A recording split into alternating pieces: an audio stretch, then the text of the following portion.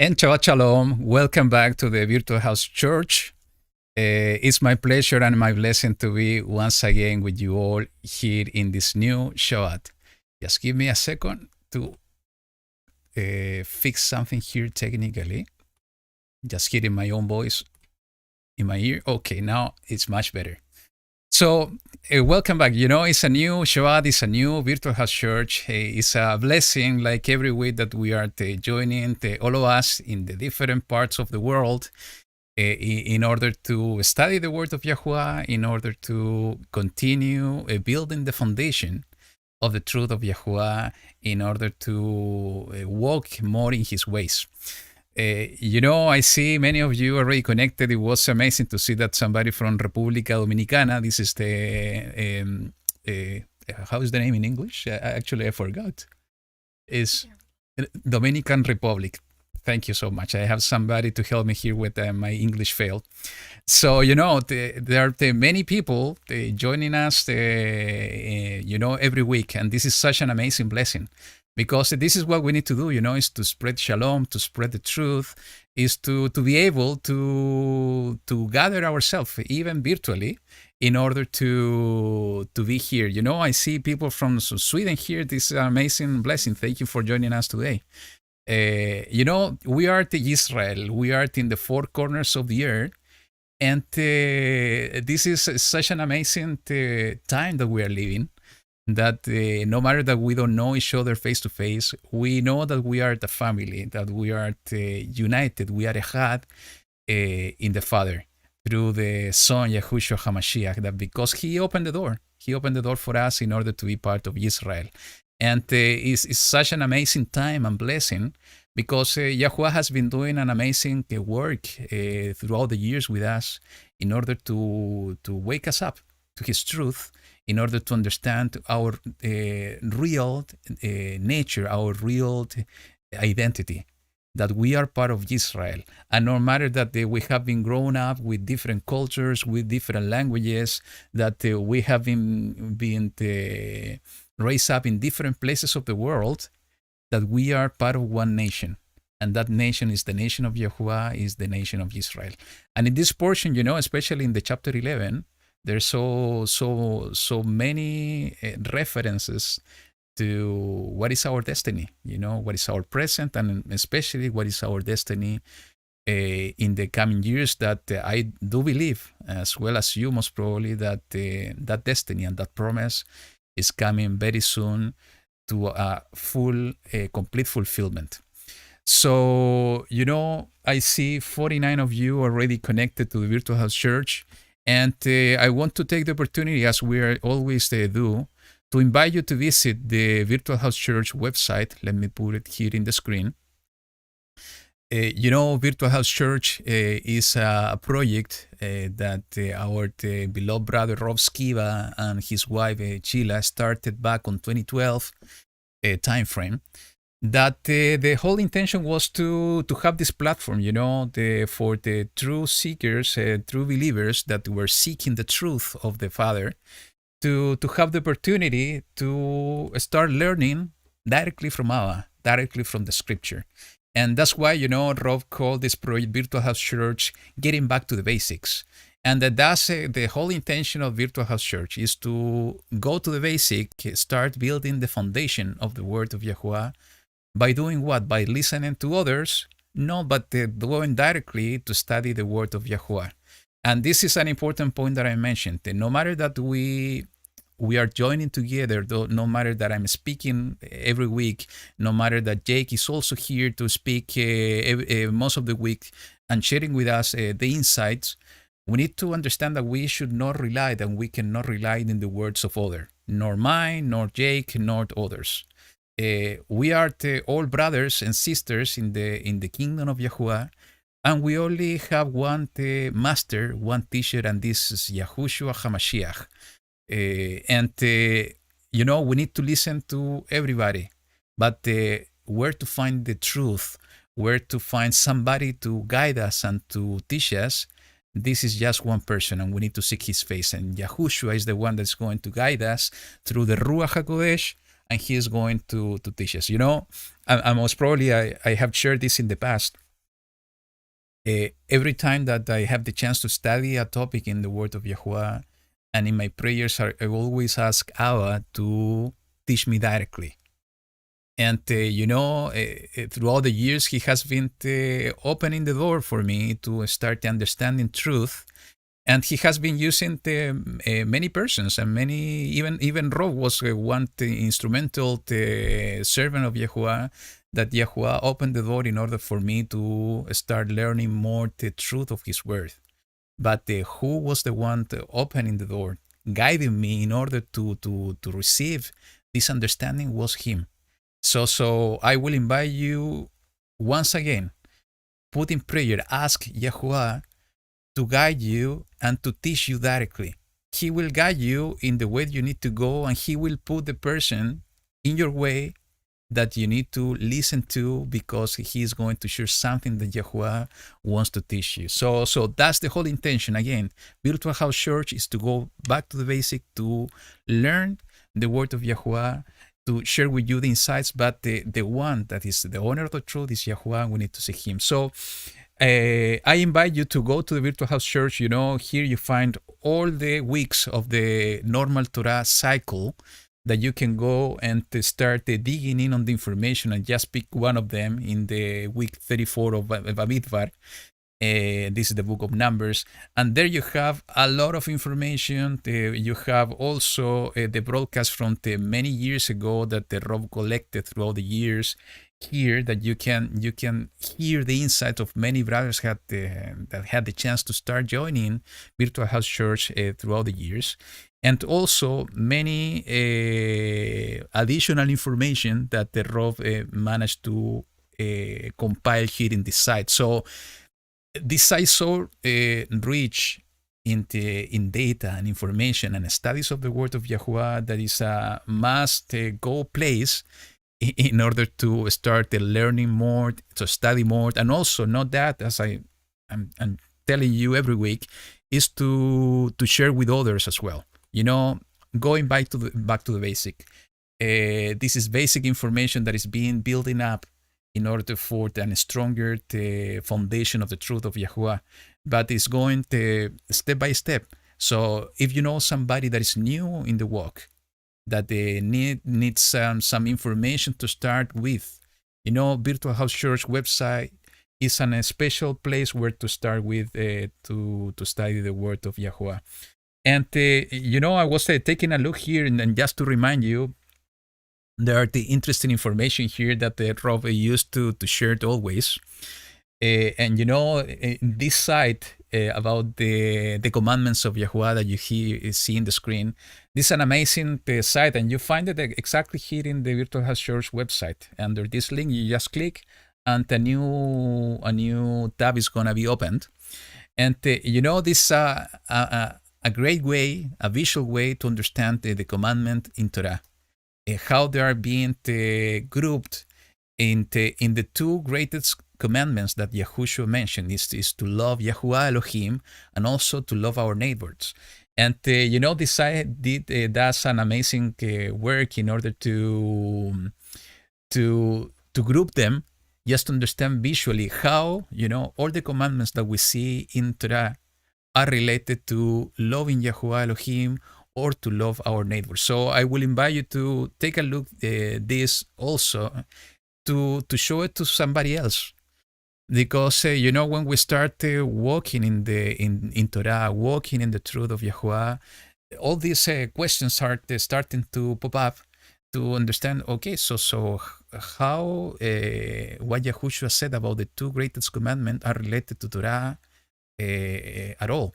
And to see things visually is an amazing way to understand these things and to do the connection. And this site do an amazing work, an amazing job in this regards. And I was taking a look also in the map, and the map of the 119 ministry is so amazing. And just was picking up one point over here, and I was so amazing before starting the broadcast. Before starting the broadcast, that I picked this one, and you see here the information. It is in which country is in Russia. And it's so interesting because, in the whole of Russia, we don't see that much blue points. And just pick this one because, it just pop up in front of my eyes. It was so nice to see that somebody is a believer on the truth of Yahuwah that is here in this place and in this country. And, in the comments, I don't know from where is this comment, but it says, I'm new to Torah. So if somebody of you is close to that place and you want to contact this person, try to do it. The contact information is over here. So maybe you can try to contact him and start sharing some truth of Yahuwah with this brother or this sister. So, go there. It's amazing to see how Yahuwah has been opening our eyes and to see, how many of us are in the four corners of the earth, just waiting for the second coming of Yahushua HaMashiach. So let me put the camera again. And, unfortunately, Jake is not going to join us today. So I'm going to run solo something like other the past weeks. But I'm with you, and the most important is the Ruach is with us. I was reading the portion here at home with my wife, and there are not that much information to read in this portion because it's talking mostly about the cities that they were inheriting. But we will read the portion and we will see what the Ruach is leading us to understand. And anyways, I have a few points to share with you today that it caught our attention. But, as we always do, and last week I totally forgot to do it, and because of the technical issues we faced, I'm gonna share that song with you, and then we are gonna pray, and we're gonna start with this portion. So once again, thank you for joining me today, and let me share with you this song. And we are going to start with the portion after that right away. So here we go.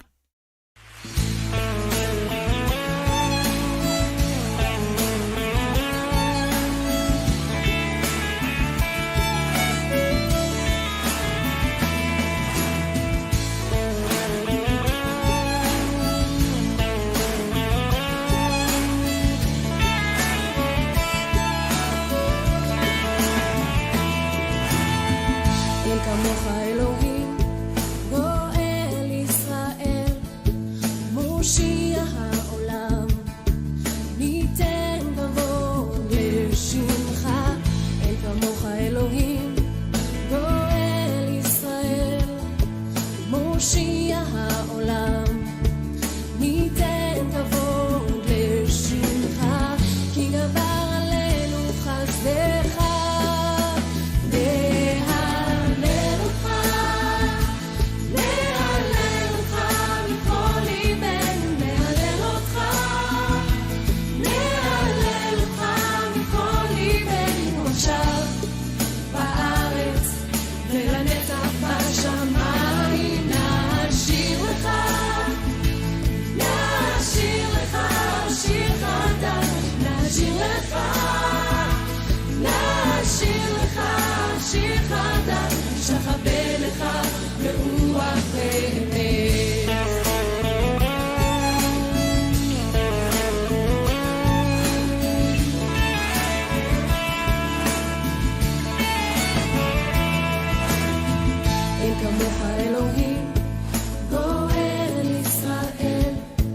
מושיע העולם, ניתן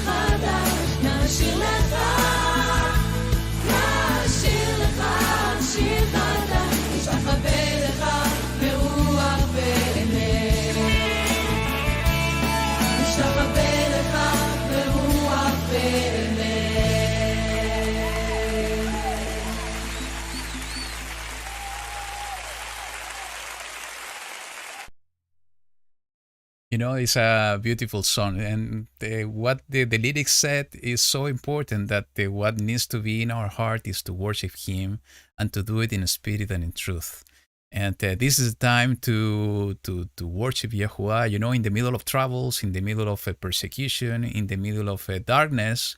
We need to shine the light of Yahuwah and to praise Him and to acknowledge that everything we are, everything we do, everything we believe, and everything we have is because of Him, because He is the one sustaining us. And the most beautiful thing to understand is that while we are worshiping Him in these times and in this life, at the moment that we are going to be regathered in His kingdom, it's going to be even more amazing and more beautiful to worship all together His name, in the place in Jerusalem when we are going to be with Him in His kingdom. So, I will invite you to raise your hand, to lift up your hands, and to close your eyes, and let's pray together before starting this study. Yahuwah Elohim, we give you thanks in this time, in this new Shabbat, because we have the opportunity to be part of your people, to be part of your people, Israel. And we want to give thanks because the only reason that we are part of your people, Israel, is because of the offering of Yahushua HaMashiach, your Son, because He opened the door for us to be part of your kingdom, to be part of you. And thank you, Abba, because you make us a special people by your covenant, by keeping your Torah, by following your ways. And we praise you, Abba, because by keeping your commandment, we are that special people that you are looking for. And we ask you, Abba, that your presence be with us in this new study of your word. It's been an amazing journey so far.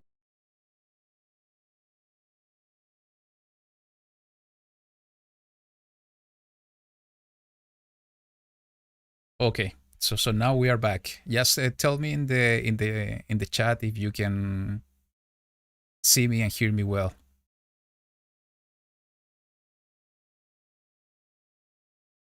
So it seems that now it's working better.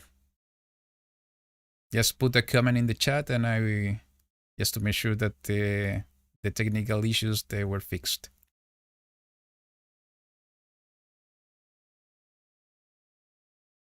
Perfect. Very good. So as I was telling you, I don't know if you managed to hear this before. Is that I was talking about the challenges. And put something in the chat. I don't know if everybody heard about the challenges. Yeah, just tell me if you had to manage to hear about when I was speaking about the challenges. Because what I was saying is that today we are facing so many challenges, and oh wow, amazing! Now I see. You were hearing only about the prayer. Wow. So I'm going to repeat what I was saying because it was totally related to what we were facing now. I was saying that, it's amazing to see and everything that we have been hearing so far and studying in the book of Joshua is that that generation were facing the challenge after challenge. This is what I was saying while we were facing these technical difficulties. And I was doing the correlation to exactly what we're facing in these times. That in the time that we're living, we're facing challenge after challenge. Every day is bringing new issues or bringing new difficulties for us that we are believing in the word of Yahuwah. And what I was saying is that when we see what we have been studying in the book of Joshua, that generation of Israel were facing challenge after challenge. The first challenge they faced was to cross the Jordan. They needed to go to the other side of this great river. That, by the way, I think it was greater that river was big than the current river, the Jordan in the current in the land of Israel. It's not that big, but they needed to cross, and they were facing like Israel was facing the Red Sea, and they didn't know how to do it. And it was Yahuwah guiding them, supporting them, helping them in order to overcome the challenge and to cross the Jordan. And after that, the challenge increased. They needed to conquer Jericho, and they didn't know how to do it because it was a big city full of surrounded by big walls with this great army, and they didn't know how to do it. And so the challenge increased. And after that, we were studying last week that they needed to fight all these sovereigns, these 5 sovereigns that they were going to battle against them. So the challenge got increased once again. And what we are going to study today, especially in the chapter 11 of the book of Joshua, is that the challenge got even higher, even more difficult. But this is speaking a lot to us, that we see that the challenges that we're facing in these days are in a similar trend, in a similar pattern. That every day that is coming, the challenge increased, and the following day is going to be even bigger. I think this is exactly what we have been facing throughout the years, especially in the last 2 years. And what is coming ahead, we will see more challenges, even bigger. But as we see that happen in that generation of Israel, in the generation of Joshua ben Nun, son of Nun, that even though that the challenges increased, also the compassion of Yahuwah increased. So, no matter that the challenge was bigger, the compassion of Yahuwah and the presence of Yahuwah and the strength of Yahuwah was increasing as well in order for them to win the battles. And this is exactly what we see, at least in everything that we have been studying so far. And it's speaking a lot to all of us today, that in the same way that Yahuwah was with that generation, increasing in compassion, in strength, in power, and in presence in order to help them to overcome the incremental challenges they were facing, He will be with us today as well. And that needs to be our faith, that no matter that the challenges that we need to face and the challenges that we are facing in this conquering of the promised land that we are doing now, because I think somehow spiritually, and even maybe not only spiritually, we are conquering the land. And I think I spoke about that in the past, that in this process of conquering the land, no matter the challenges that we're going to face, we need to believe and we need to trust that the compassion of Yahuwah will increase as well. And that compassion, that strength, and that power will increase in the same pattern, in the same trend, and even more, in order to give us the strength to face and to overcome those challenges. This is exactly what I was saying before the technical difficulties. I just repeated once again. And we were facing these technical difficulties, and Yahuwah helped us in order to overcome this difficulty. Even in these small things, He is always helping us. So, let's start reading the chapter 11 of the book of Joshua. And let me put the screen and the scripture over here in the screen. And we're going to read some of them, and I'm gonna give you the insights of what we were discussing here at home, and how this somehow could be related to what we are facing today, and also to give us that strength and that faith and in our heart, in order to be prepared for these times and for what is coming. So let's read it together. Let me see if I can increase the font here. Just facilitate the reading. Okay, much better. So let's start in the book of Joshua, Yahushua in Hebrew, chapter 11, verse 1 onward. And it says the following. And it came to be, when Yavin, sovereign of Hatzor, heard that he sent to Yobab, sovereign of Madon, and to the sovereign of Chimron, and to the sovereign of Achshaph, and to the sovereign who were from the north, in the mountains, and in the desert plains south of Kinneroth, and in the low country, and in the heights of Dor on the west, the Canaanites in the east, and in the west, and the Amorite, and the Hittite, and the Perizzite, and the Jebusite in the mountains, and the Hivites below Hermon, in the land of Mizpah. And they went out, they and all their armies with them, as many people, as numerous as the sand on the seashore, with very many horses and chariots. So, we see here, we were discussing last week, I think it was 5 sovereigns that were fighting with the people of Israel. And we see here that the challenge increased once again. That we see one sovereign, if we can read in the verse 1, is the Yavin, the sovereign, the king of Hatzor, that he was orchestrating a new battle against the children of Israel. And he called, and I didn't have the time to look up in the scripture that is any additional reference to the 3 kings that are being mentioned here, because he mentioned 3 kings. He mentioned the Jobab, the king of Madon. Then he mentioned the king of Shinrom and the king of Achshaph in Hebrew. So he called for 3 kings by name, by place. But it's not only that.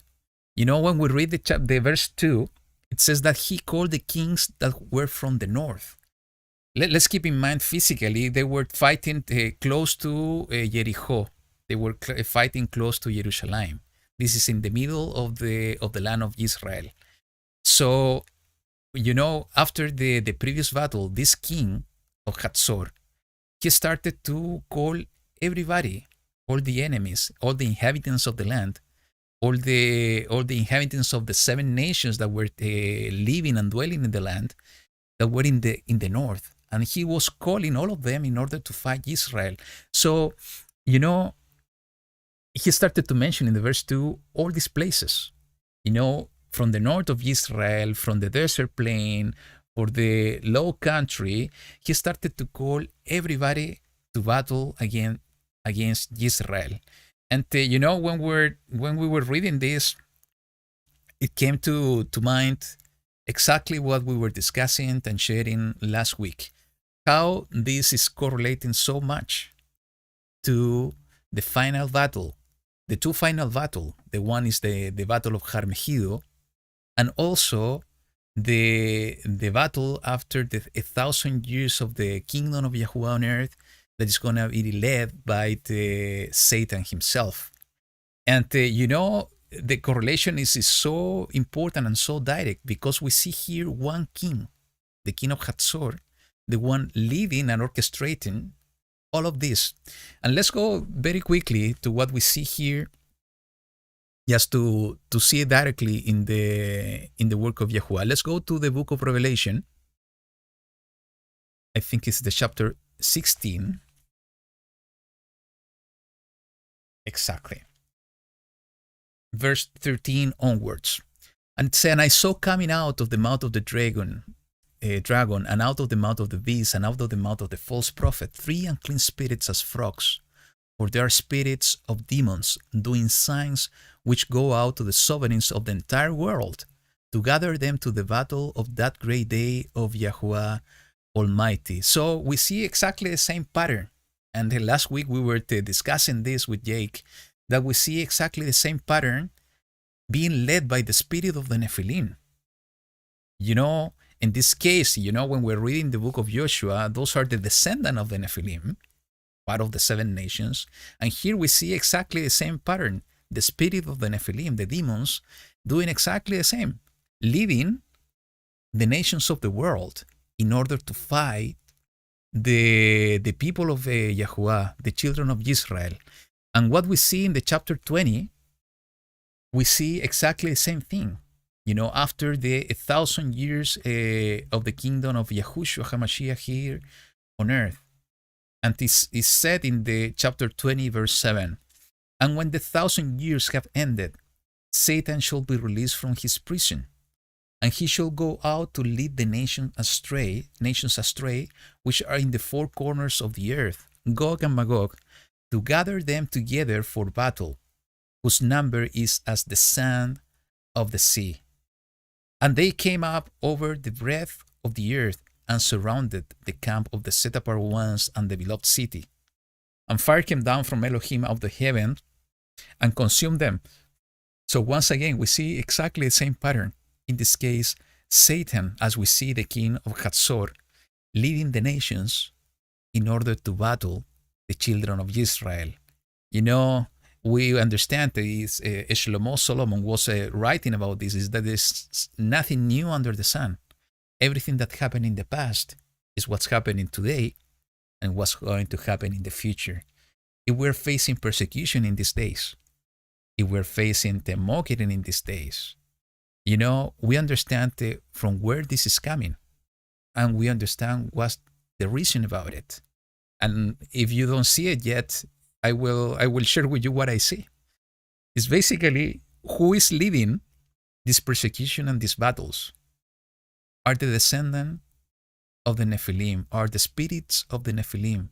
These are spiritual forces that we don't understand, we don't see, but we know about it, that are leading the nations of the world today in order to fight whom? The children of Israel.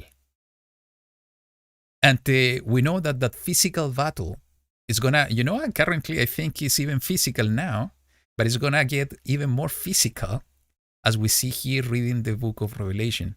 So is the spirits of the Nephilim the one leading the nations of the world to fight the children of Israel?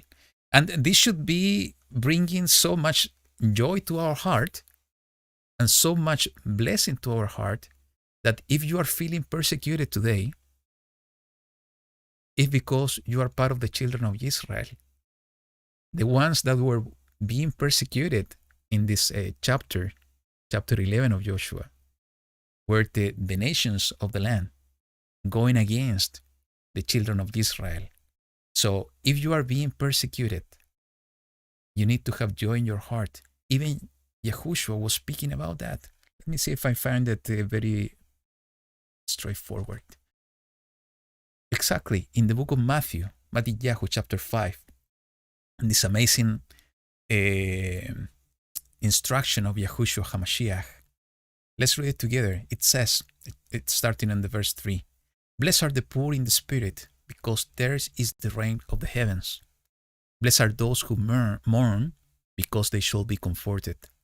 Blessed are the meek, because they shall inherit the earth. Blessed are those who hunger and thirst for righteousness, because they shall be filled. Blessed are the compassionate, because they shall obtain compassion. Blessed are the clean in heart, because they shall see Elohim. Blessed are the peacemakers, because they shall be called sons of Elohim." Listen to this. "Blessed are those persecuted for righteousness' sake, because theirs is the kingdom of heaven. Blessed are you when they reproach and persecute you, and falsely say every wicked word against you for my sake. Rejoice and be glad, because your reward in the heavens is great. For in this way they persecuted the prophets who were before you." So, blessed are those persecuted for righteousness' sake, because theirs is the kingdom of heavens. So the pattern is exactly the same. The spirit of the Nephilim, demons, are the one orchestrating and pushing the nations of the world in order to fight against the children of Israel.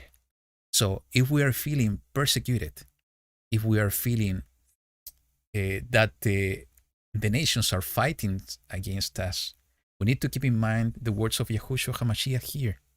that if we are being persecuted because we want to keep the righteousness of the kingdom of Yahuwah, that we need to consider ourselves as blessed people. Because if we are being persecuted because we are part of the people they want to persecute, if we are part of the children of Israel. So this is exactly what we see here and what we will see in the future. So persecution, fighting, challenges increasing. But as we will read in the next verses, though the challenge increase, though the persecution and the battle increase and it get more difficult, Yahuwah and his compassion and his strength and his power is increasing in favor of the children of Israel, his people. So let's continue reading in the verse 4. And it says, and they went out, they and all their armies with them, as many people, as numerous as the sand of the seashore, with very many horses and chariots. You remember what we were reading in chapter 20 of Satan, leaving Gog and Magog and going against the set-apart city. It's exactly the same wording and the same statement, that they were numerous as the sand of the seashore. So, again, we cannot mistake and be misled in this. It's exactly the same pattern that is happening in the past and is going to happen in the future. Let's continue. And all the sovereigns met together, and they came and camped together at the waters of Merom to fight against Israel. And Yahuwah said to Yahushua, do not be afraid of their presence, for tomorrow about this time I am giving all of them over to Israel, slain, hamstring their horses, and burn their chariots with fire. So, this is the same message that we see being repeated all over the time and all over the place while we are studying the book of Joshua. Not to be afraid, not to be afraid of the challenges, not to be afraid of the presence of the nations, not to be afraid that we can be persecuted, not to be afraid of everything that the spirit of the Nephilim are doing and leading the world astray in order to fight the children of Israel. We have not to be afraid because Yahuwah is with us. And and as I was saying when we were closing Virtual House Church last week, it's totally normal that there are times that maybe we are going to feel weak, that our emotions are going to play against us. It's totally normal that sometimes we have doubts in our mind. But what we need to have as a certainty that we have decided to keep the way of Yahuwah, that we have believed in His word and in His truth. So when we have this time of uncertainties and time of troubles and times of doubts and times of weakness, is the time that we need to bring to mind and to bring to heart that we serve Yahuwah Elohim, that He is the creator of the heavens and the earth. And in the same way that He has been with His people throughout the years, He is with us today. That in the same way that He has been saving His people throughout the years, that He is going to save us as well. And let's remember that the children of Israel went through difficulties. Sometimes they didn't win the battles because there was a purpose, But maybe they didn't win the battles, but many people says they won the war, and we know that how the story ends, and we know that the war is going to be won by Yahushua HaMashiach, His second coming. So, that's the main message and the main takeaway that I have so far on the book of Joshua. Not to be afraid. Not to be afraid of the persecution. And as we just saw on the Ruach show me and share with you, this was not prepared at all, is that if we're being persecuted, we are blessed because it's a confirmation we are the part of Israel. So let's continue in the verse 7. And Yahushua and all the soldiers with him came against them suddenly by the waters of Merom, and they fell on them. And Yahuwah gave them into the hand of Israel, and they struck them and pursued them to great Sidon, and to Misrepoth Mayim, and to the valley of Mizpeh, eastward. And they struck them until no survivor was left to them. And Yahushua did to them as Yahuwah said to him. He hamstrung their horses and burned their chariots with fire. So we see here that, and you know, that's the amazing picture that I want to have in my mind, and I want to share with you. It was an amazing and a tremendous army. It was so many people that we were reading, you know, it's saying here that in the verse 4, and they went out, they and all their armies with them, as many people, as numerous as the sand of the seashore, with very many horses and chariots. It was so a great army, that, you know, if we're not that much people, when we see a big army, you know, it's something to feel afraid of. But they were so certain that Yahuwah was with them that they took that fear and put it in the pocket and throw it away, and they believed blindly in Yahuwah. And what they did, no matter that the army was so great, that they follow the Ruach, in this case, what Yahuwah was guiding Joshua ben Nun to do. And they won the battle, no matter that the army was greater than them. And you know what Yahuwah instructed them is that, let me see, I got, seeing that, okay, no, it's good. I saw an error message with the technical difficulties again, but I think it's working fine. Is that, you know, Joshua got an special instruction, and we were doing the analysis, and my wife was bringing this comment while we were studying, that Yahuwah was giving them different strategy in order to win the battle. There was one strategy against Jericho, was another different strategy against the other kings, and in this case was a different strategy again. So that's why, you know, when we rely on the guidance of the Ruach HaKodesh, we have nothing to fear, because Yahuwah will guide us in the proper strategy we need to use depending on the scenario that we're facing and depending on the challenge we're facing. So in this case, Joshua ben Nun got a specific instruction that we were discussing here at home that was very, very interesting to see some correlations. What was the instruction is exactly what they needed to do with the chariots and the horses. It says that they needed to fight against these people, but they needed to hamstring their horses and burn their chariots with fire. And you know, we were looking for some information. You know, was the first time that I was reading this word in English, so we didn't know what was the meaning. But we understood, you know, it was to disable the horses.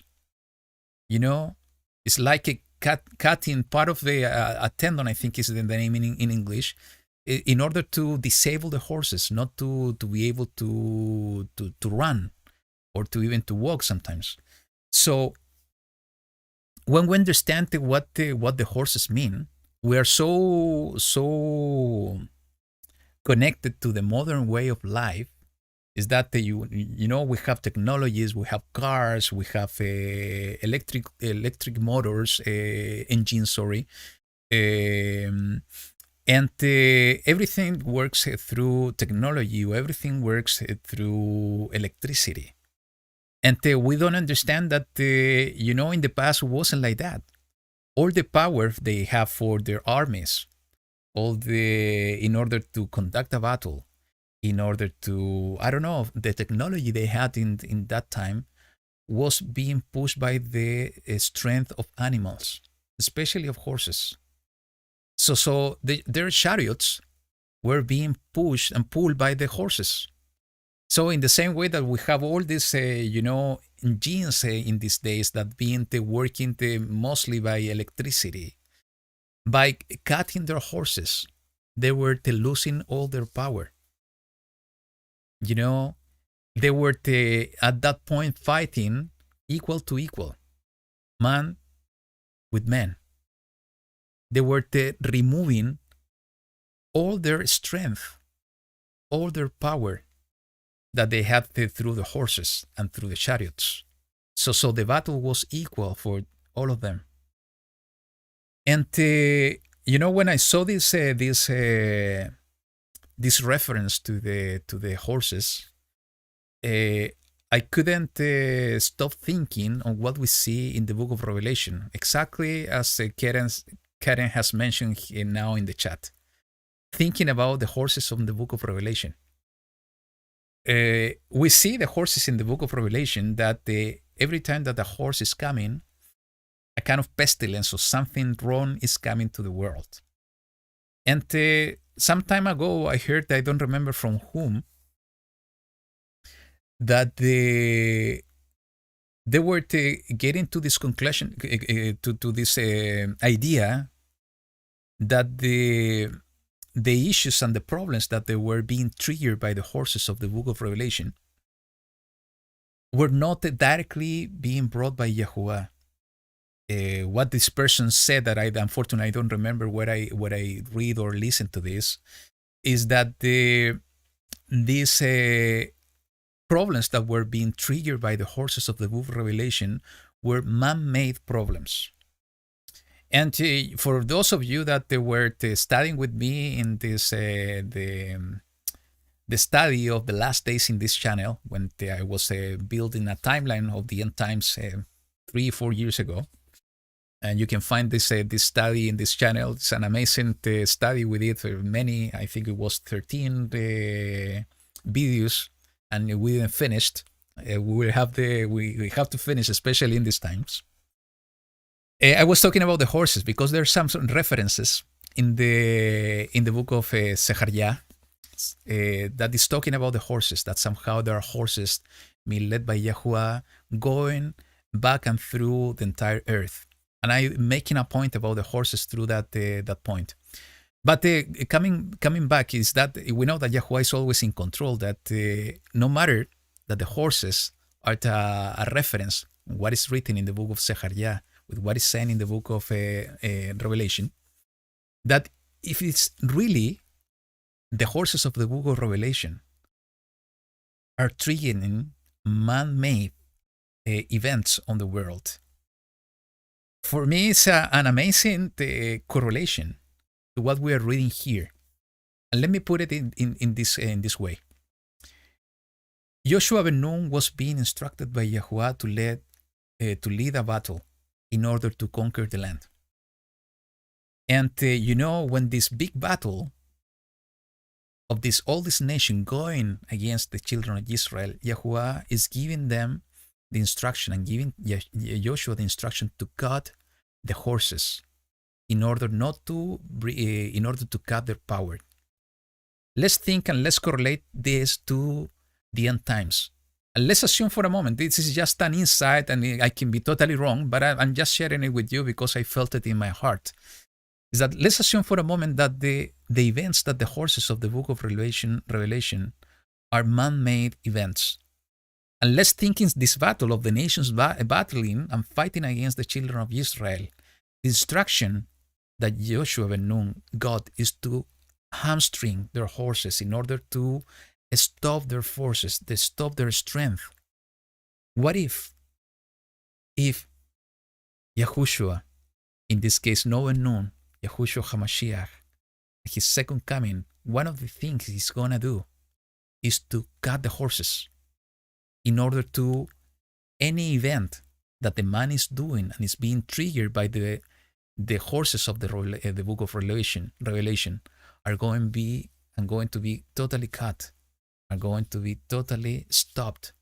And from that moment onward is coming the final conquering of the land.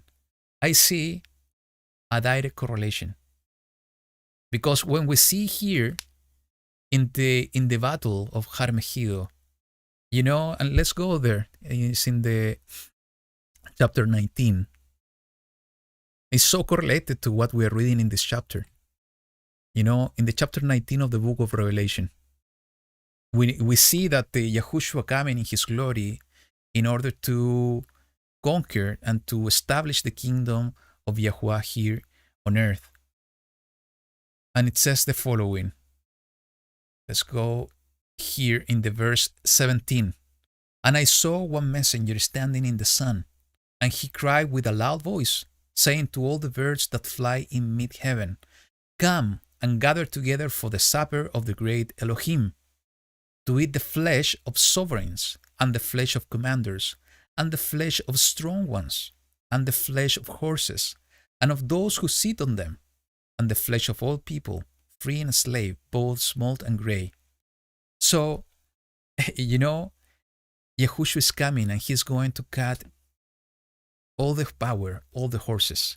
And something that it came to mind when we were reading this, and just to understand the correlation. In genes even now is being labeled, the strength of the gene is being labeled, is being measured with the horsepowers. 1 HP, 1 to 2 HP is horsepowers. So if Joshua ben Nun was instructed to cut the power by cutting the horses, could it be by maybe what is the power of the nations today? Is electricity, is technology. Could it be by maybe that power is going to be cut in order to lead the battle, this final battle that we're in? Just thoughts that I'm sharing with you because, the correlation is so direct that most probably the power of the horses of the past and the power of the horses of today are going to be cut. But one man called Yahushua, in this case, Yahushua HaMashiach, in the coming future. So just thoughts to share with you because, this is an end time reading in the way that I see it. Let's go back to the chapter 11 of the book of Joshua. So we are in the verse 10. And Yahushua turned back at that time and captured Hatzor and struck its sovereign with the sword. For Hatzor was formerly the head of all those rings. And they struck all the beings who were in it with the edge of the sword, putting them under the ban. He did not leave anyone breathing. Then he burned Hatzor with fire. And this brought to mind so many correlations as well in the end times. That in this case, Hatzor, that I think the meaning of Hatzor is castle, was the leading city back then. And it is so important when we understand the first few verses of this book. It was the king of the city, the one orchestrating this final battle. That is impossible not to think in the figure of Babylon at the end times. That how the king of Babylon, in the same way that the king of Hatzor, is going to lead the final battle. Is the beast. Is going to be the king of Babylon. And is going to be the one orchestrating and leading the nations to fight against Yahushua HaMashiach and the children of Israel, against you and against me. And in the way that it is being destroyed is basically by being burned. Then he burned Hatzor with fire. And I was taking a look on the name of Yavin and the reference of Hatzor. And I found two interesting references that somehow is totally related to what I have already sharing with you so far. So let's go to the book of Tehillim. This is Psalms, chapter 83. We're going to read it completely. There are not so much verses. So let's read. This is Psalms, the book of Tehillim, chapter 83. And why we're reading this? Because there is a correlation. This king, Yaviv, is being mentioned in this chapter. And when we read this chapter in context, we understand that it's referring to the end times as well. I'm just gonna mention something that I saw when I have notes in my scripture when I read this in first time. I put some notes there that is so relevant to what we are saying, what we are studying, and what we are living. So let's read it together. It says the following: O Elohim, do not remain silent, do not be speechless, and do not be still, O El. You know, I'm gonna invite you to take this Tehillah, these Psalms, and make it your own. This is what exactly needs to be our prayer in these days. This is the way we need to speak to Yahuwah in order for us to help us. Let me read it again and we will continue. O Elohim, do not remain silent, do not be speechless, and do not be still, O El. For look, your enemies make an uproar, and those hating you have lifted up their head. Who are the enemies of Yahuwah?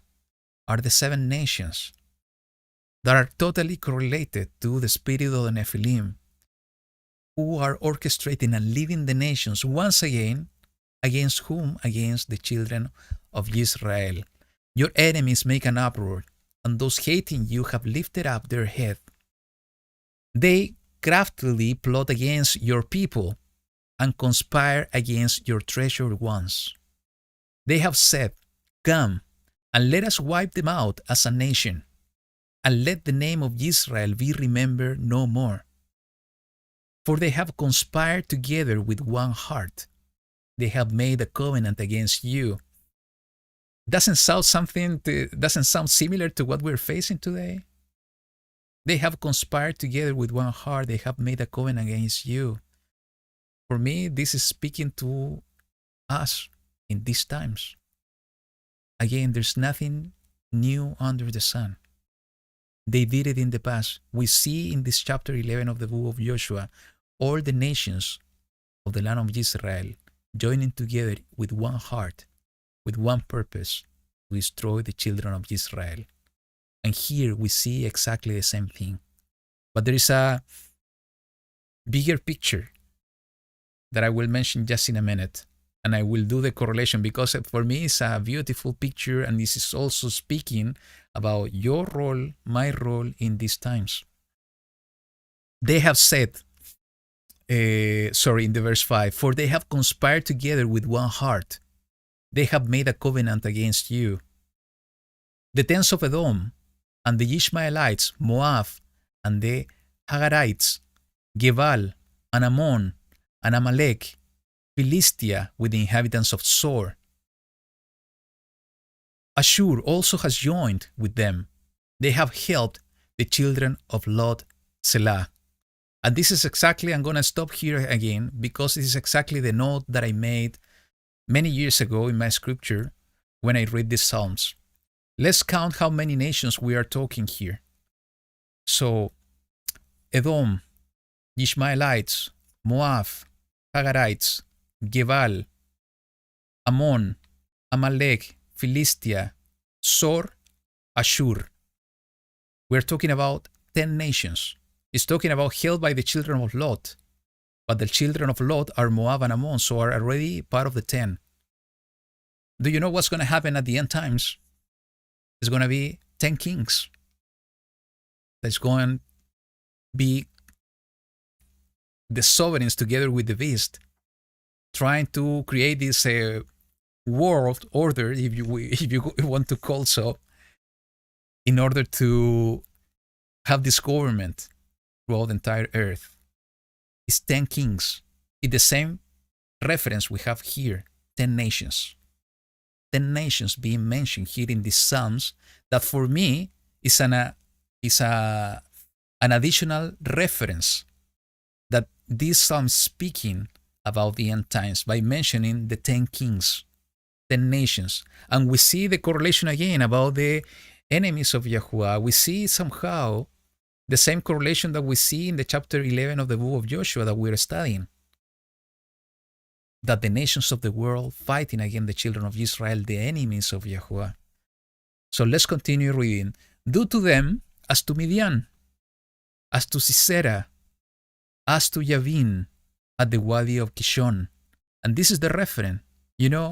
Our prayer, and this is so important, our prayer needs to be in this direction, in this way. Elohim, Yahuwah, don't be silent. Don't be speechless. Help us. Do to them as you did to Yavim, as you did to your enemies in the past. Give us the strength in order to overcome. Give us the strength in order to keep ourselves in the rock that is you. That should be our prayer, exactly as we see here in this amazing chapter 83 of the book of Tehillim, Psalms. Let's continue reading. Who perished at Endor, who became as dung for the ground. Make their nobles like Oreb and like Zeeb, and all their princes like Sebach and Salmunah, who have said, let us take possession of the pastures of Elohim for ourselves. O my Elohim, make them as whirling dust, as stubble before the wind, as a fire consumes a forest, and as a flame sets mountains on fire. So pursue them with your whirlwind, and frighten them with your storm. Fill their faces with shame, and let them seek your name, O Yahuwah. Let them be ashamed and alarmed forever, and let them become abashed and perish. And let them know that you, whose name is Yahuwah, you alone are the most high over all the earth. Let's store these words for us. Let's make these words our prayer today for us in the time that we are living, because it's exactly reference to what we see happening in the times of this generation in the book of Joshua chapter 11, as we are seeing today and what is coming. Yahuwah is the one fighting the battle for us. And as I said before, even that the challenge increased, the strength, the compassion, and the power of Yahuwah increase even more in order to help us, in order to guide us, in order to show us the way that we need to walk through. And what I was saying before sharing the other comment, that there is a bigger picture that I want you to see, and I want to share it with you. This is the picture that I see.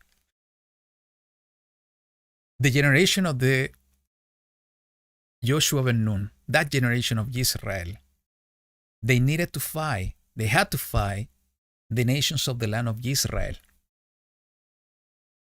Or the nations, the 7 nations, the Amorites, they were in a physical place that now we understand and we know is part of the territory of the country Israel.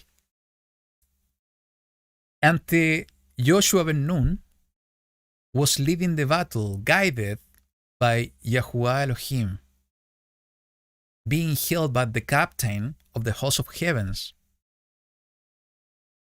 in order to conquer the land and destroy those nations. But what was the land that they were conquering? Was that physical territory that we now know as the country of Israel, and it was a little bit bigger as we read in this chapter, in this portion. But this second Yahushua, a more important Yahushua HaMashiach, he's gonna lead the battle that we read here in the chapter 83 of the book of Psalms, and the one that we were reading in the book of Revelation, against the nation, against the enemies of Yahuwah, against the nation that being led by the spirit of the Nephilim. But with the difference that those nations are not the nations dwelling in the physical territory only, not dwelling only in the physical territory that we now know as the country of Israel. The nations that are going to be fight with Yahushua HaMashiach, and the nations that we are being persecuted are the nations of the entire world. We can see this in two ways: in a negative way and in a positive way. You know, the scripture always talk about the two ways, the blessing and the curses. And I want to see in the negative way. What could be the negative way is that, the nations of the world, the army is going to be so great. The persecution is going to be so difficult. The challenge is going to be so great and so difficult to overcome. That's the negative way to see it. For sure, if we are not afraid and we follow the instruction and we throw away the fear, nothing to be preoccupied on the situation. But I want to see the positive aspects. And this is the amazing bigger picture that I want to say. What's the positive aspect? That now the conquer is not gonna be for a small piece of land.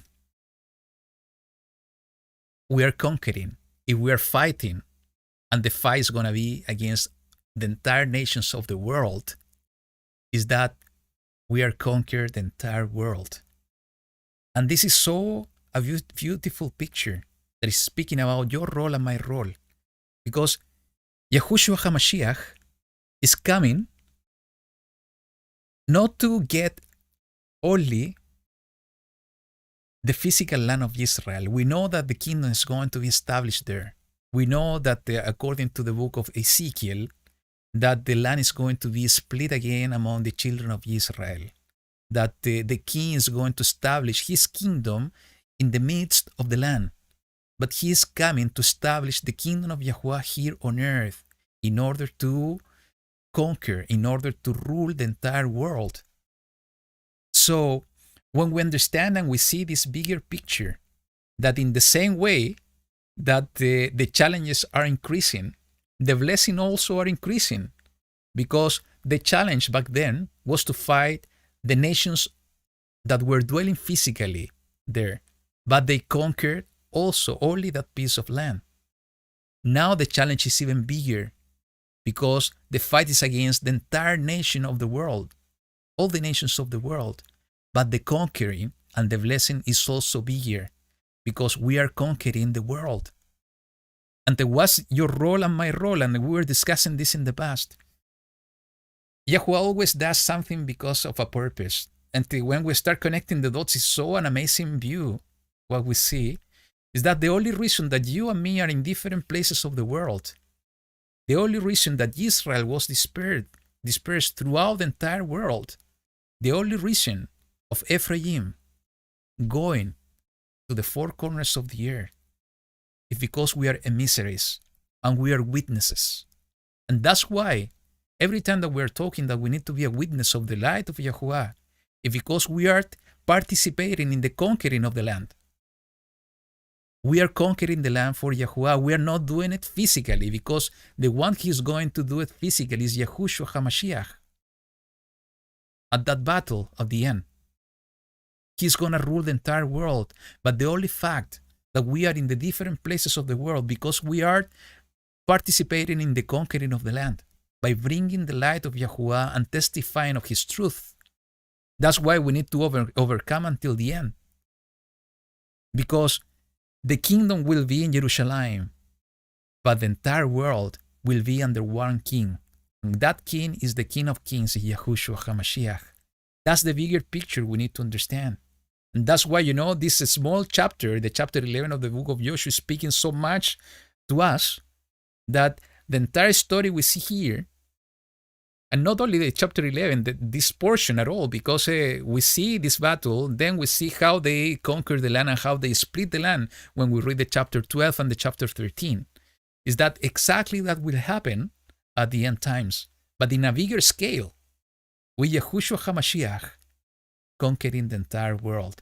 So your role, my role, is exactly the role of that generation. That they needed, as it is written, not to be afraid, is to be strong and courageous, and to fulfill their purpose, to conquer the land, We are conquering the land. We are conquering the world. That's why, as we spoke last week, that's why nature and creation is crying out for the manifestation of the children of Elohim. As Paul wrote about it. Because our purpose, being led by Yahushua HaMashiach, is to restore everything as it was from the very beginning by shining the light of Yahuwah. So you are conquering the land. Maybe you can say, but Juan Carlos, now how we are conquering the land? Everything is in the opposite. We are trying to be conquered. We are being persecuted. The world is fighting against us. Yeah, it was exactly the same in this chapter. The world of that time was trying to conquer Israel. If we think on the numbers, there was no way that Israel was going to win. So yeah, it's a time of persecution. There's time of persecution, but there was a time of winning as well. If we have the faith that Yahuwah is with us, in the same way that they had the faith, and they believed that Yahuwah was with them. So yeah, we're not physically conquering.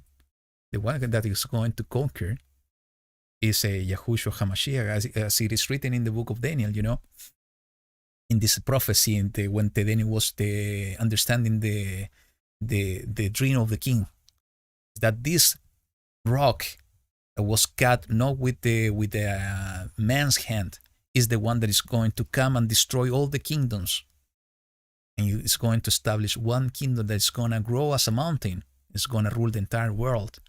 So who is the one that is going to destroy the enemies? Is Yahushua. He's coming. But now we are in the process to conquer the land by shining the light of Yahuwah.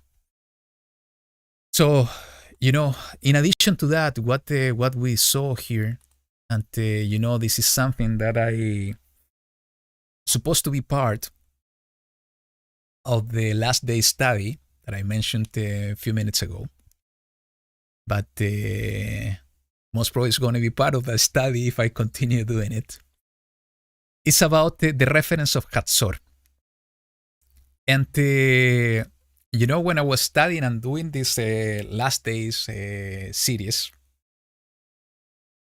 and building this timeline, it came to mind the reference of Hatzor and how to understand the destruction of Babylon and how it's connected to the destruction of Damascus. And again, this is my understanding and can be totally wrong, but I will share it with you anyways.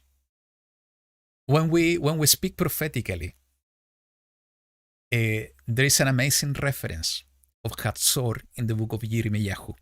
This is the book of Jeremiah.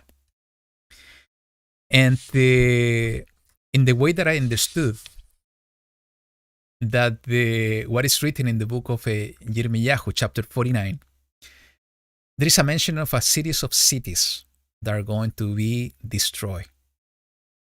And what I found back then, 4 years ago, was interesting. I want to share with you because, again, we see this picture of the skin of Hatzor that is a foreshadow of the beast and that is going to be the king of Babylon at the end. And it's somehow a foreshadow also of Satan after the 1,000 years kingdom of Yahushua here on earth. So I think there is a correlation. So let's go. Let's read it together. Let's go to the book of Jeremiah, Yirmiyahu in Hebrew, chapter 49.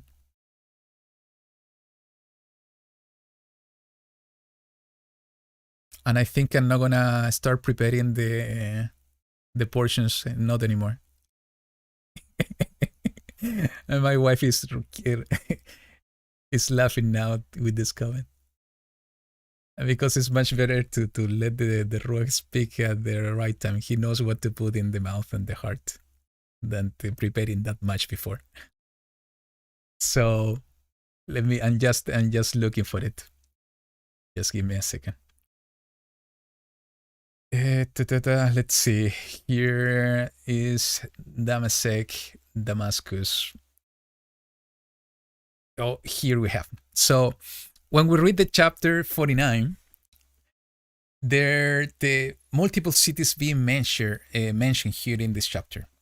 So back then I was studying about the destruction of Damascus. We all know what happened with Syria. Someone's believed that was the fulfillment of this prophecy. There are other people that believe that it has not been fulfilled yet. I don't know. I think could it be that all the destruction that happened in Syria was somehow related to what is written here in this prophecy? And because of everything that we haven't seen happen in the world in the last few years. So, from verse 23 onward, we see the prophecy against Damascus or Damascus. And, after that is being written until verse 27. And after that, there are other cities being mentioned. Let's read it together, starting in the 28. It says, to Kedar and to the reigns of Hatzor, which Nebuchadrezzar, sovereign of Babel, struck. Thus said Yahuwah, arise, go up to Kedar, and ravage the men of the east, their tents, and their flocks. And again, here is the reference of Hatzor. It's the same reference that we see in the chapter 11 of the book of Joshua that we are studying. Is the same reference, the same name. So everything that is written here is somehow correlated to what we are reading in the chapter 11 of the book of Joshua. So let's continue in the verse 29. Their tents and their flocks, their curtains and all their vessels shall be taken, and they shall take away their camels for themselves, and they shall cry out to them, fear is on every side. Flee, go away, dwell in the depths of inhabitants of Hatzor, declares Yahuwah. For Nebuchadrezzar, sovereign of Babel, has taken counsel against you, and has devised a plan against you. Arise, go up to the nation at ease that dwells safely, declares Yahuwah. It has no gates or bars, they dwell alone. When I was reading again early today, that's speaking a lot of what's going on in the world today. It's basically pushing a people to rise up, go from their place and go to a different place. What different place? Is to the place of a nation that is dwell in safety. There is no gates, no bars. It's talking about immigration, people migrating from one place to the other. Isn't that exactly what's going on in the world already, currently, since the last few years? So I don't have the answer. I'm just thinking and correlating what we see in the book of Joshua to what we are seeing happening in the world today, because I see an amazing harmony on this chapter to what is written for the end times. So let's continue reading. And their camels shall become plunder, and their large herds booty, and I shall scatter them to all winds, those who cut off the corner, and bring their calamity from all its sides, declares Yahuwah. Hatzor shall be a habitation for jackals, a desert forever. No one dwells there, nor does Son of Man sojourn in it. So we see after Damascus, the destruction of Hatzor. And after Hatzor, let's continue reading, there is an additional city. The word of Yahuwah that came to Yirmiyahu, the prophet, concerning Elam. This is the next city, Elam. In the beginning of the reign of Tzidkiah, the sovereign of Yehudah, saying, that said Yahuwah Sebaot, Yahuwah of hosts, see, I am breaking the vow of Elam, the chief of their might, and I shall bring upon Elam the four winds from the four quarters of the heavens, and scatter them toward all those winds. And there shall be no nation where the outcasts of Elam do not go. Again, it's talking about migration. And I shall break Elam before their enemies and before those who seek their life, and I shall bring evil upon them. My burning displeasure, declares Yahuwah, and I shall send the sword after them until I have consumed them. And I shall set my throne in Elam and destroy those from there, the sovereign and the heads, declares Yahuwah. And I shall be in the latter days that I turn back the captivity of Elam, declares Yahuwah. So what's the point that I want to bring here?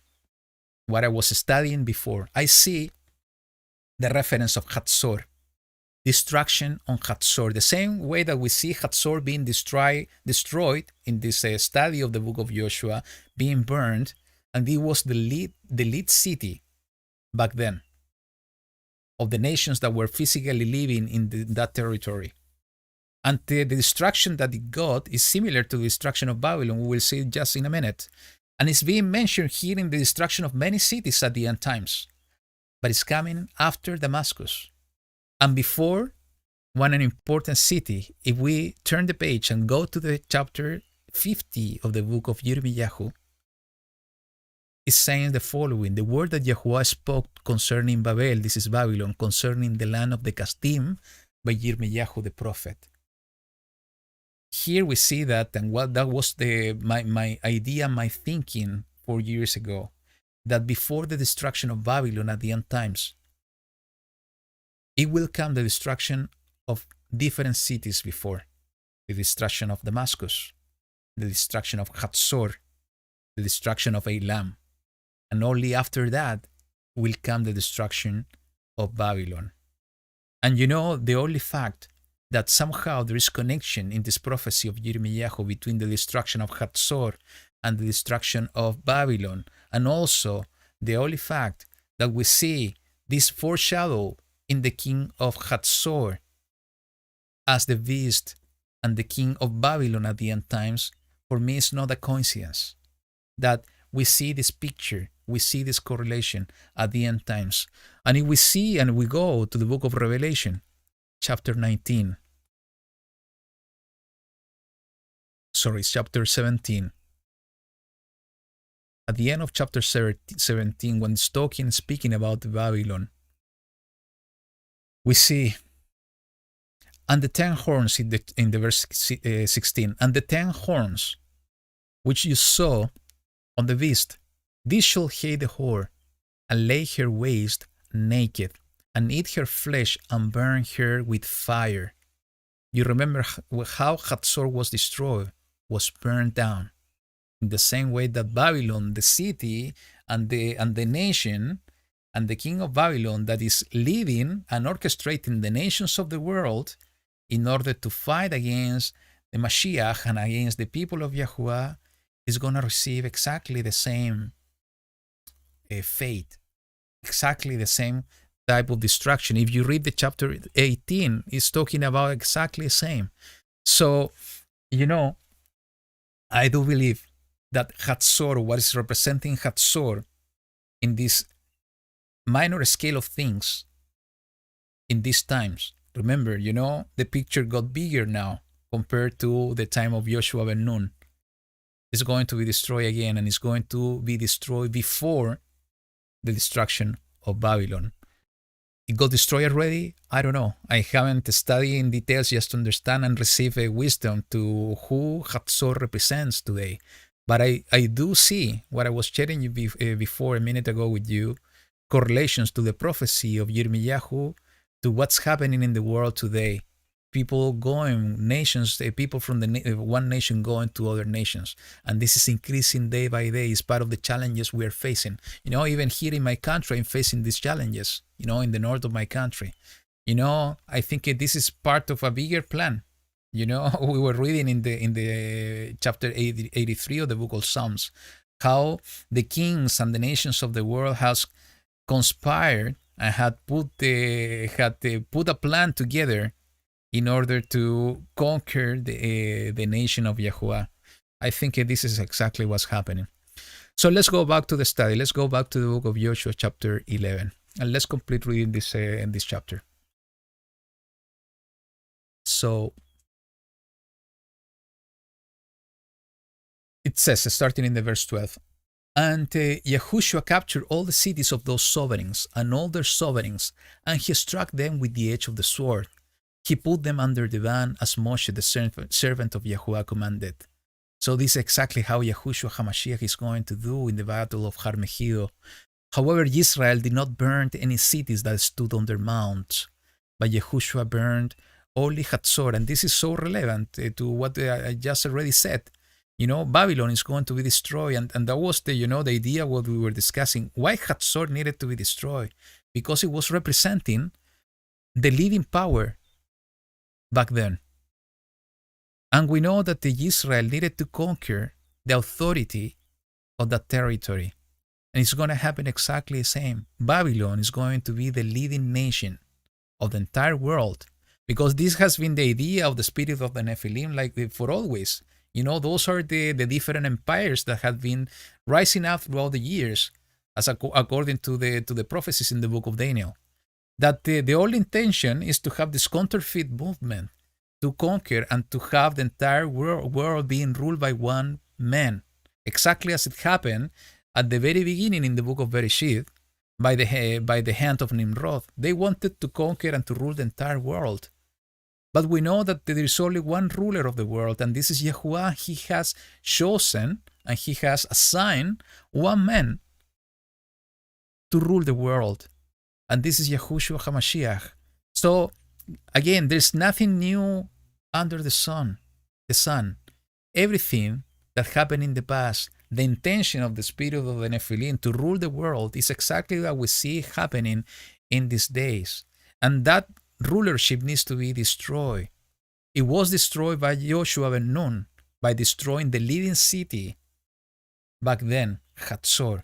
Is going to be destroyed once again by Yahushua HaMashiach, by the destruction of Babylon, the leading city of the world, the world being ruled by the beast.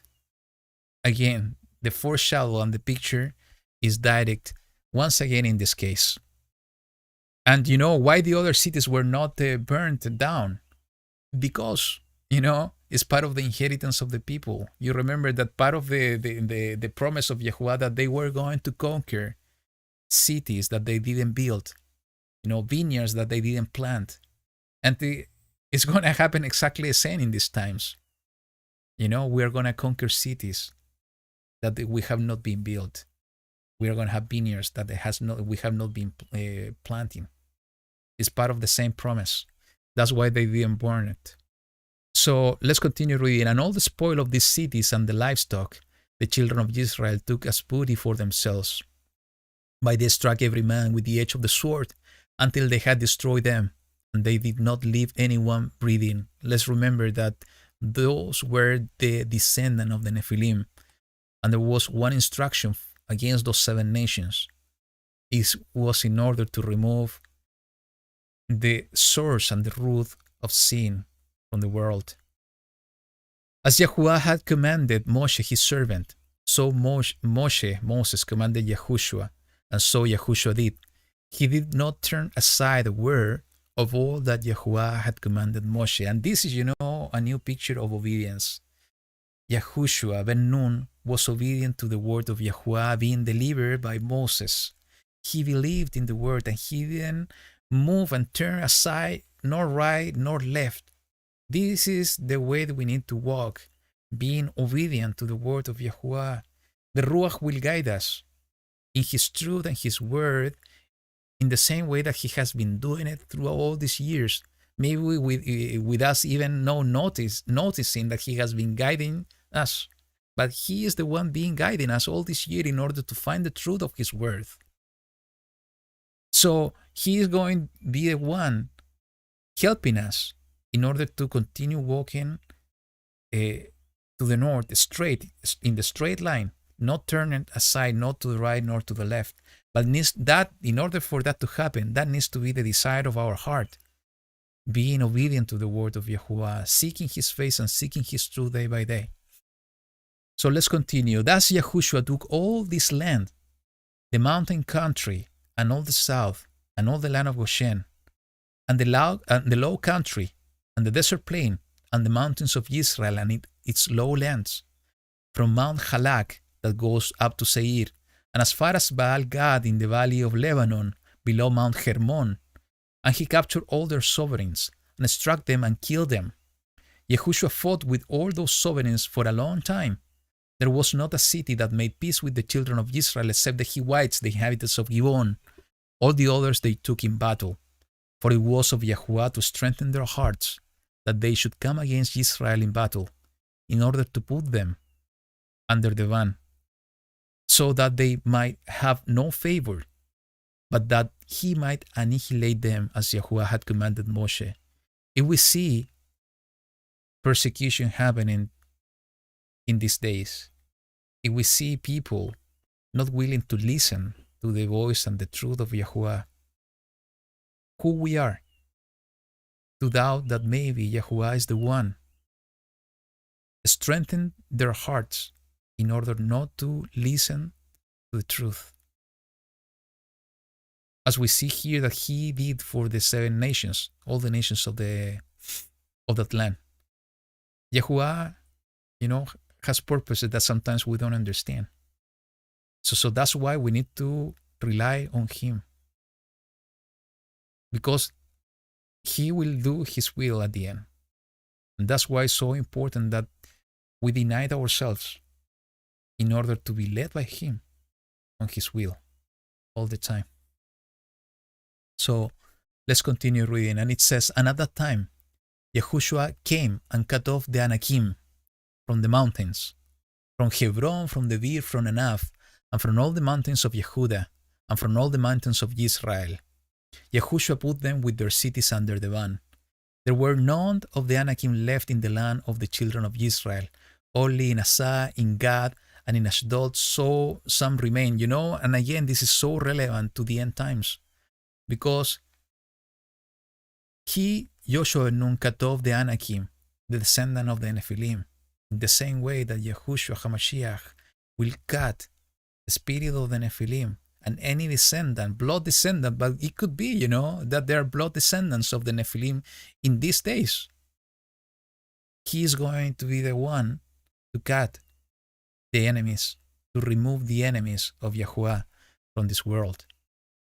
Thus Yahushua took the entire land, according to all that Yahuwah had said to Moshe, and Yahushua gave it as an inheritance to Israel according to their divisions by their tribes, and the land rested from fighting.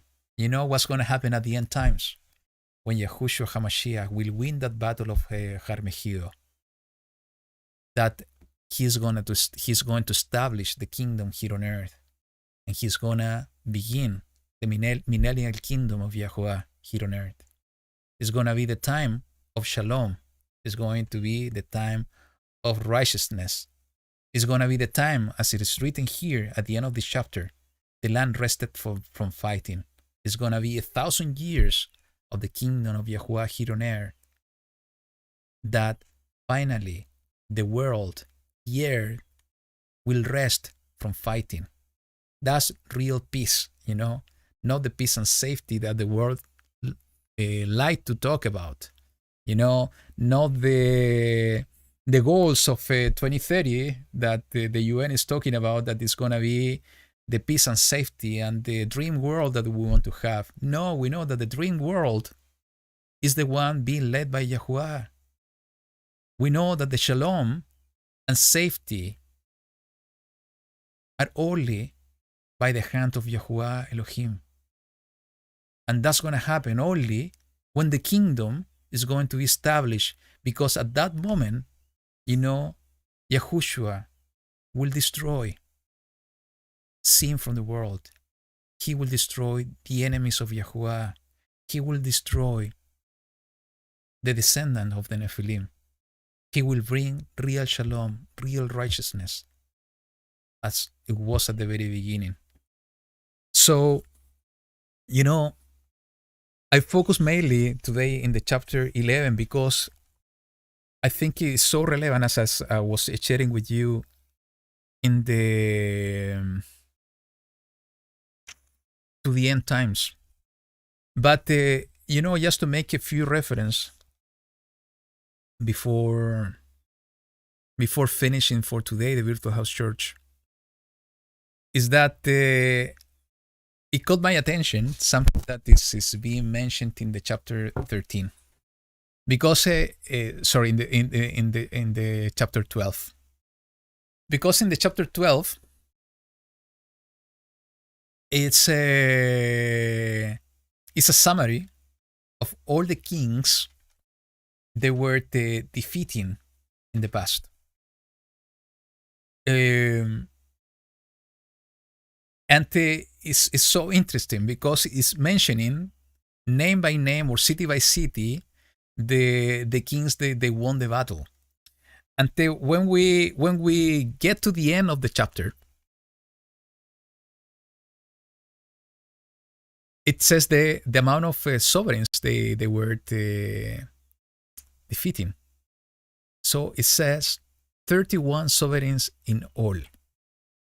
But actually, when we count the 31 sovereigns, it's talking about the sovereigns that they were fighting beyond the Jordan.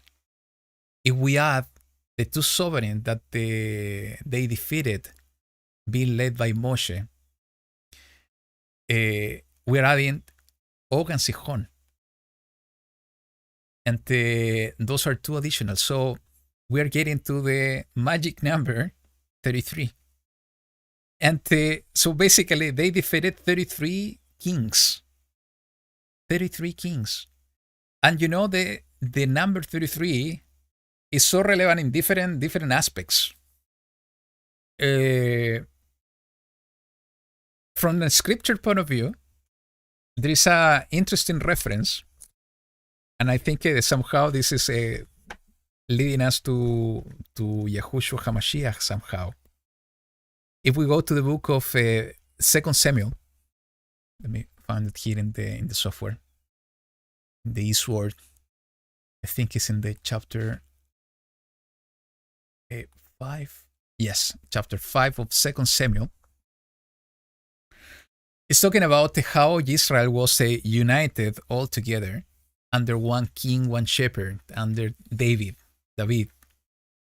And we see here a reference to the number 33 in the verse 5 when it's talking about David. In Hebron, let's read the 4 and 5. David was 30 years old when he began to reign, and he reigned 40 years.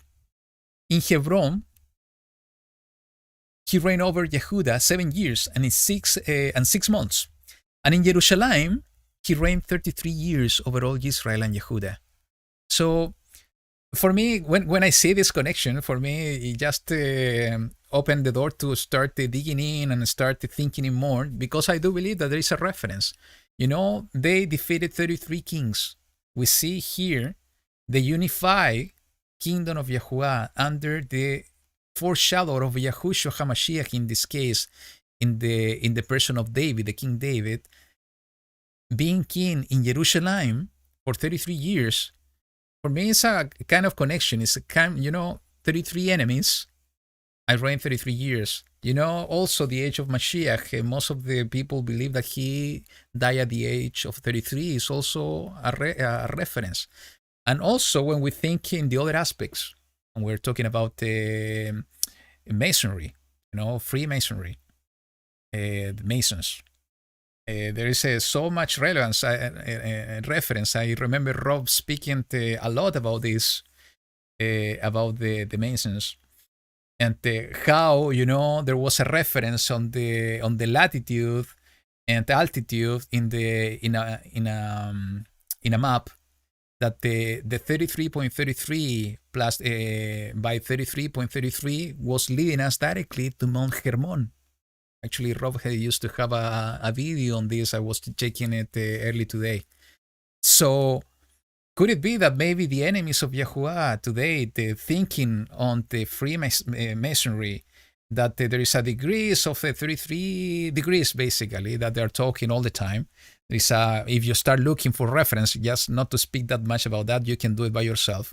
You will find what are all the reference they have with the magic number 33.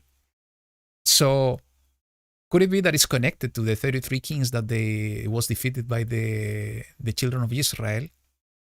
Maybe it is. Maybe those are the enemies of Yahuwah in today's world. And but looking at it differently, if they're really part of the nations of the world, somehow connected to the nations in the past, You know, Israel from the past was able to defeat the 33. Israel from the past were able to defeat the 33 kings. In the same way, we can defeat any 33 number organization by the hand of Yahushua HaMashiach. So nothing to be afraid of. And the last chapter of Joshua in this portion is the chapter 13. And I think this is a promise for all of us in these days, as I was sharing with you at the beginning. Let's read the first two verses. It says, "And Yahushua was old, advancing years, and Yahuwah said to him, You are old, advancing years, and still much of the land remains to be possessed. This is the land that remains all the districts of the Philistines and all the Ishurites." And he started to mention many places that they needed to conquer. So, and in my eyes, this is speaking about our role, our purpose, the conquering of the land we need to do. Because it says that still much of the land remains to be possessed. We know that Yahushua said that this good news will be shared with the entire world. Only after that, the end will come. So this is part of the conquering of the land. Most probably, no matter that we are in the end times, maybe there's still land that remains to be possessed.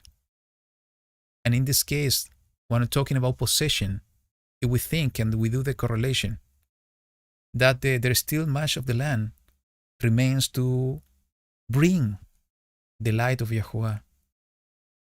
There's still in this big picture that the entire world is the one to be conquered, that there's still much land remain to be possessed with the light, the good news of Yahushua HaMashiach. That is speaking to you, is speaking to me, that we need to do our part in this conquering of the land. We need to take the post and we need to do what we have to do. Yahuwah is so amazing that he has been teaching us for so long, that he has been opening our eyes to his truth. And this is what I'm sharing with you. I think is a truth that is speaking at least to my heart in this moment. That every day that this goes, we need to try to do more for Yahuwah. We are facing challenges in different aspects, and we have been speaking that we will face even more challenges. But we need to understand that Yahuwah called us out of the world for a purpose, and that purpose we need to fulfill it, and we need to conquer the land by bringing the news of Yahuwah. We know that, and I was speaking about this prophecy of Yahushua about bringing the good news to the entire world. Only after that, the end will come. Was speaking about in the last days series, that it's my belief that that word will be fulfilled by the messages of the three messengers, the three angels, in the book of Revelation chapter 14. Because it is written that I think it's the first messenger, the first angel, that's bringing the eternal good news, to mention it and to preach it to the entire world. I believe that in that moment, in that way, the prophecy of Yahushua HaMashiach will be fulfilled. And but no matter that if it is true what I'm saying, and it is true my understanding,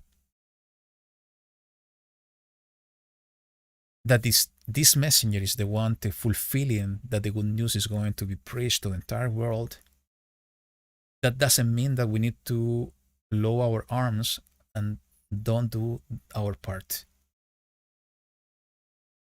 Because if we do that, it's like the children of Israel letting Joshua ben Nun fighting the battle alone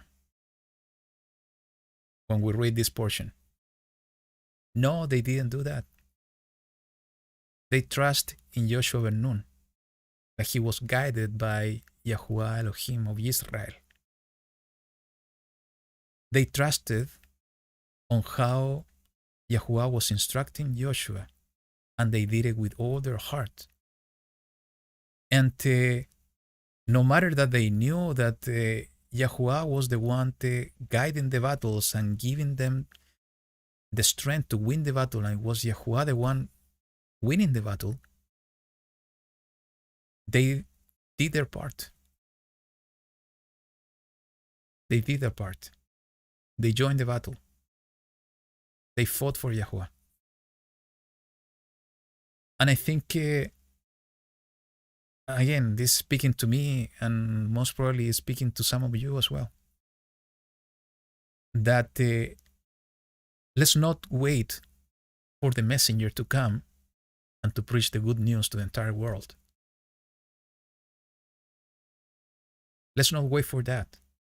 Because if we do that, it's like letting the messenger of Yahushua HaMashiach doing it by itself. They can do it for sure, they can do it. Yahuwah can send many messengers, as it is written that's going to happen, in order to do it. But one of the purposes of Israel is to be light in the world. You know, that's why I put light to the nations to the channel. We light to the nations. And what it means to be light to the nations, that we need to be those warriors. We need to be in our battle gear. And we need to conquer the land and bring the light. We are not having a physical battle, we are having a spiritual battle. It's always been a spiritual battle. Sometimes it's going to the physical world as well. But the root is in the spiritual. So what are we doing and what are we waiting for? To fight this battle. To have our battle gear on us and to fight the battle. Not being afraid, as it is written. So let's not wait for the messenger to do the work. Let's do our part. Let's fulfill our purpose. Let's conquer the land by bringing the light of Yahuwah. We need to be prepared because Yahuwah is hardening the heart of the people for his purpose in the same way that he did it with the nations in this portion, in the same way that he did it with Pharaoh in Egypt, in Mizraim. He's hardening the heart. So in the same way that Joshua faced this challenge, in the same way that Moses faced the hardening of the heart of Pharaoh, and they faced rejection, we're going to face exactly the same. But that's why we need to endure until the end with our battle gear in order to do our part.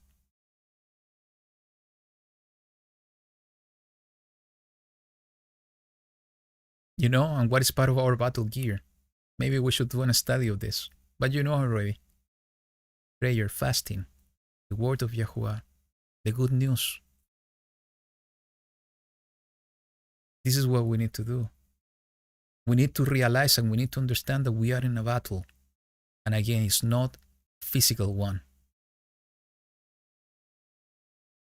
And sometimes we entertain ourselves so much in the physical world. We entertain our times and our minds so much in our day-to-day things, in our day-to-day challenges in this physical world. And we totally forget that what it matters the most is the spiritual world. Because you know, if we really believe in the word of Yahuwah, this body is going to be transformed to a spiritual body. So I've been facing some challenges lately, especially this week, and I was thinking before the broadcast that the battle is so much in the mind and is in our emotions, and it's important that we remember that the battle is always to be here and sometimes here, the heart. That every time that we are going through those battles here, that we are not able to get out, is that that battle we can win it as well. And how we win it? With the battle gear of Yahuwah Elohim. And we win it understanding and not being afraid of the battle. Understanding that if we rely on Yahuwah, He will win it for us. So we need to start here in our inner being, winning those battles, the battles of our mind, that sometimes is being mixed with emotions, thoughts, situation. Understanding that even those times that those things are happening,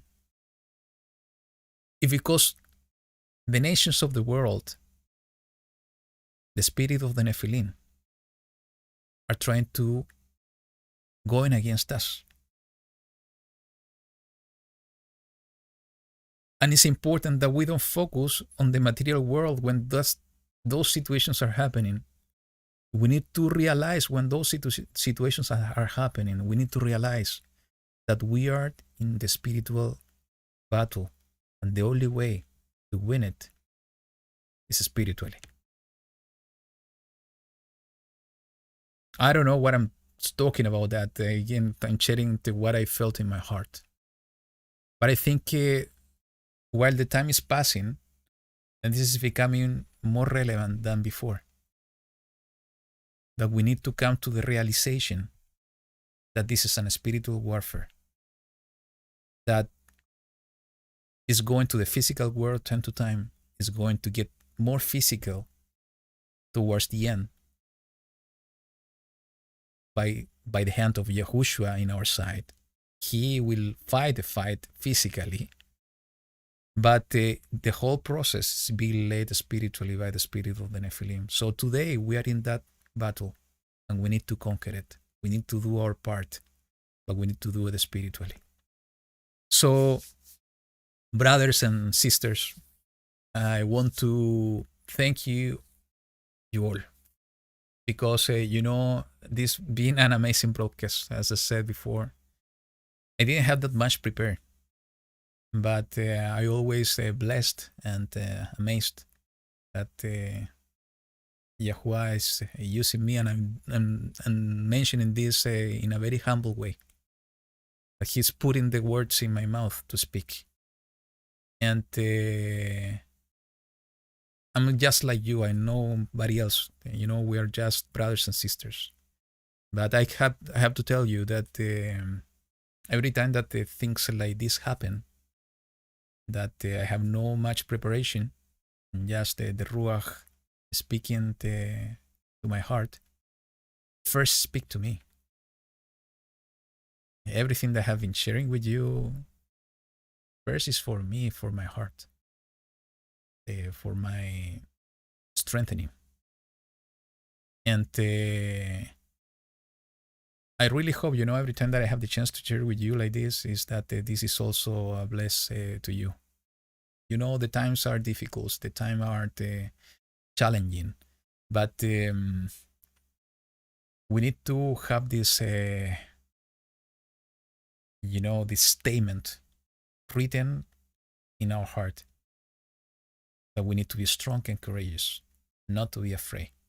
Understanding this is a spiritual battle, understanding that we need to fight the battle, spiritual battle, understanding everything that the Ruach shared with us today, that we need to conquer the land, that we need to do our part.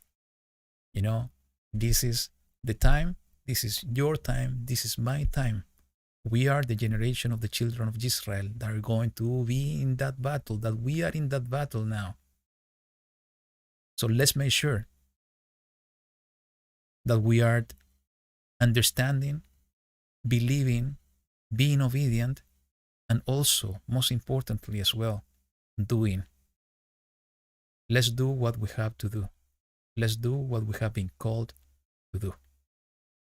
So, I hope that you are going to have an amazing Shabbat, closing of the Shabbat, and you're gonna have a really blessed new Shavua, new week.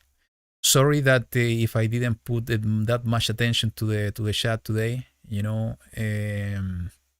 When you are running a solo, this is much difficult to, my mind is fully focused on what I'm getting and what I'm speaking.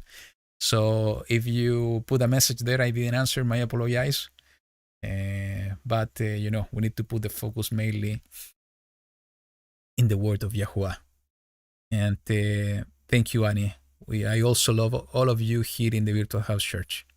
So you are in my prayers, and let's pray for the entire body of Mashiach. We are in those times that we need to pray, that we need to fast, that we need to take care of everybody else in the body of Mashiach. And this is part of the purpose as well. So brothers and sisters, like always, I'm gonna share with you the Aaronic blessing. I hope you enjoy, and I hope to see you once again next week in the new Virtual House Church. So let's listen to this song.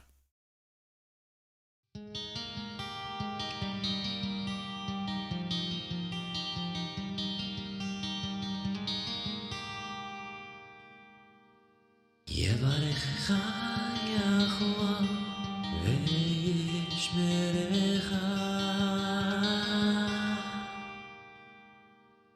יאר יחוה פניו לך וחונקה,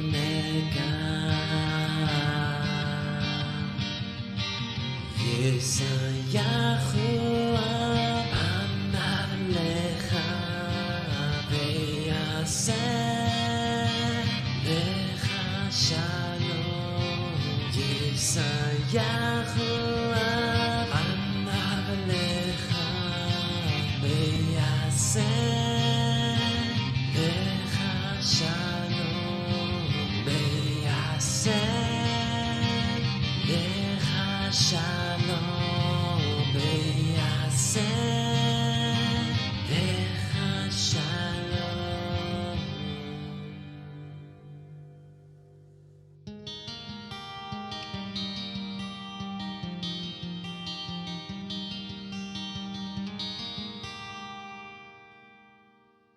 Yahuwah bless you and keep you. Yahuwah make his face shine upon you and be gracious unto you. Yahuwah lift up his countenance upon you and give you peace. Yahuwah make his face shine upon you and be gracious unto you. Yahuwah lift up his countenance upon you and give you peace.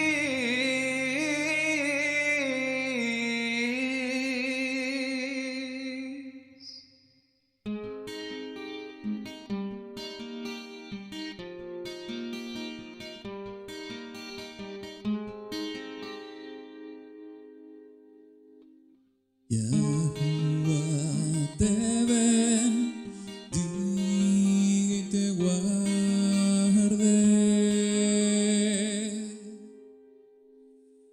Yahuwah haga resplandecer su rostro en ti y tenga de ti compasión.